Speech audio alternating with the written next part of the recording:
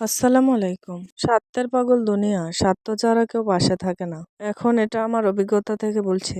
কিছু অংশক মানুষ তো দু চোখে সহ্যই করতে পারে না। তাদের কাছে অনেক ঝামেলায় আমরা।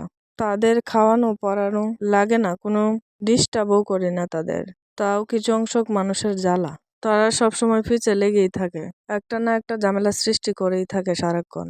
কারণ এখন তো তাদের ঝামেলা বাজানোই দরকার। কথায় আছে না, সুযোগে সদ্ব্যবহার। আল্লাহ তাআলা এই দুঃসময় আসায় এক মানুষকে চিনতে পারতেছি, বুঝতে পারতেছি, জানতেও পারতেছি। মানুষ যে কত প্রকার নিমুখ হারাম সেটাও বুঝতে পারতেছি। না হয় কেউ কারো পিছে না লাগলেও যে শত্রু হওয়া যায় এখন বুঝতে পারতেছি।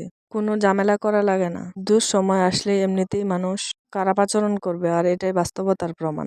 দুঃসময় চিরস্থায়ীর জন্য নয়, একটা সময় ইনশাল্লাহ দূর হবে। কিন্তু এই সময়ে এসে অনেকগুলো আপনজনদের চিনতে পারতেছি। এদের মুখোশ প্রকাশ্যে আসছে। কিছু অংশক মানুষকে তো এই দুঃসময় না আসলে চিনতেই পারতাম না। তারা যে কতটুকু ট্যালেন্টফুল ব্যক্তি, কত রকম ভাবে ঝামেলা বাজাইতে পারে।